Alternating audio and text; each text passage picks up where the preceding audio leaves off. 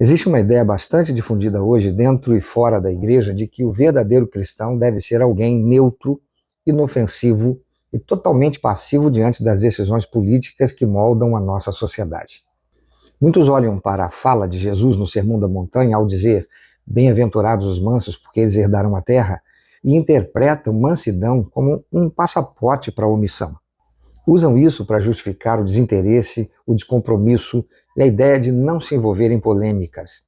Mas se ensinaram isso a você, que a fé cristã exige passividade ou neutralidade diante do destino da sua nação, ensinaram errado. Hoje nós vamos entender o que Jesus realmente quis dizer com mansidão e qual é o nosso dever inegociável como sal e luz às vésperas de decisões tão cruciais para o nosso país. Para compreender o que é ser manso, precisamos ir ao texto original em grego. A palavra usada por Jesus em Mateus 5:5 é praos.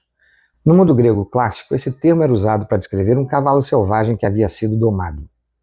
Pense nisso. Quando um cavalo selvagem é domado, ele perde a sua força? Não. Perde a sua velocidade? Não. Ele continua sendo um animal potente e vigoroso, mas agora toda essa força está sob o controle e a direção do seu cavaleiro. Praus não é ausência de poder, é poder sob controle. A mansidão bíblica não é fraqueza, covardia ou apatia. É a força do indivíduo submetida à vontade e à autoridade de Deus. O cristão manso não é aquele que não se posiciona, mas aquele que usa sua força, sua voz e suas atitudes com firmeza, retidão e coragem. É aqui que precisamos confrontar uma atitude perigosa e muito comum, especialmente em tempos de eleição: o comportamento do chamado isentão.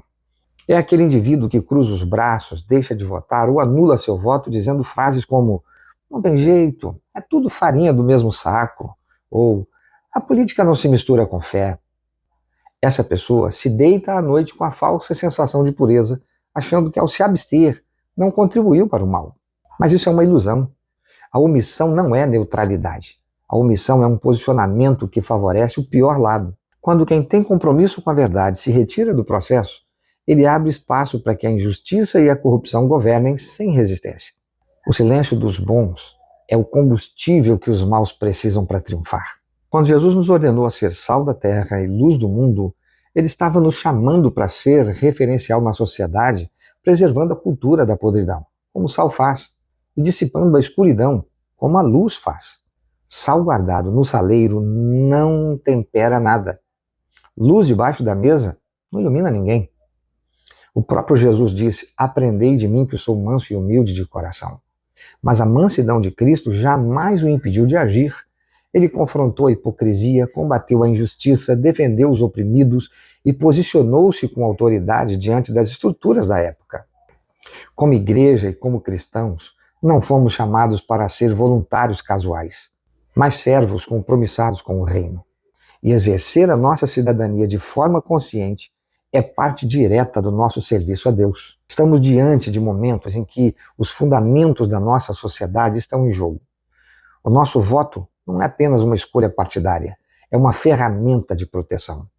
Trata-se de defender ativamente os princípios e valores bíblicos, a preservação da família, o amor à pátria, a defesa da liberdade, a proteção à vida desde a concepção, a inocência das nossas crianças e a pureza dos nossos adolescentes diante de ideologias devastadoras.